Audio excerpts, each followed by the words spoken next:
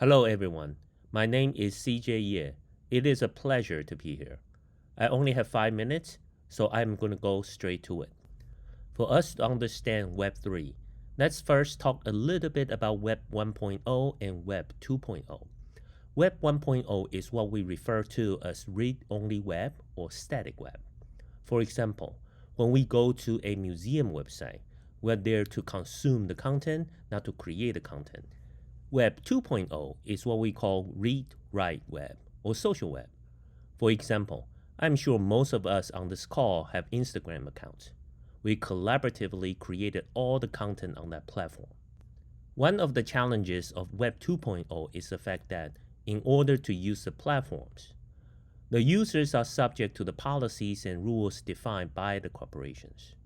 For example, when you upload content onto Instagram, you still have ownership of your content, which is good.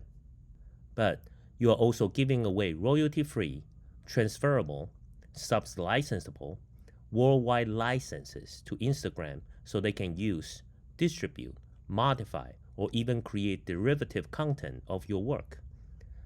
That is a very extensive list to make sure that they can do just about anything with your content, and Web3 can change that paradigm. The first pillar of Web3 is open.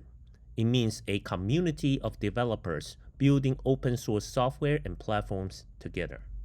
The second pillar of Web3 is permissionless. Anyone and everyone can participate without asking for permission from a centralized governing body. The third pillar is trustless. Trustless means we do not need a trusted third party to facilitate communications or transactions between users. The fourth pillar is decentralization. Simply put, Web3 is created by people for people, so the system will not be controlled by one central authority. I believe the vision of Web3 represents an opportunity for artists worldwide to actively participate in contemporary art without authorization from a governing body. There are still many challenges for Web3 to realize its potentials for artists. Today, I'm going to focus on just one of the challenges, which is the fact that the current Web3 platforms have very limited support for anything beyond static images and videos.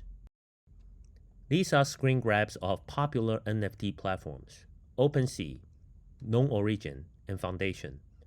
These platforms are effective ways to trade NFTs, but they don't really provide a way for you to experience the artwork. This is an example of my artwork being shown in a popular Metaverse gallery engine called OnCyber. The problem with this kind of platform is the fact that they are simulations of traditional galleries for 2D static art. In my opinion, Web3 shouldn't be an alternative for Web 2 or a replacement for an in-person experience. It is an opportunity for us to reimagine and create new experiences that can truly be unique and memorable. I'd like to share with you a Metaverse museum of digital art that I am creating. It is called Experience Moda.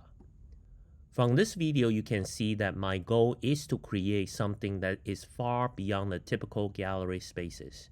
This is Metaverse. We can create something that's much more exciting than just white walls. This quick video clip shows the display of 2D artwork in Experience Moda. I actually included spatial sound experience as well in this space, which means when you walk, you can hear footsteps, and as you get closer to the artwork, you can also hear music.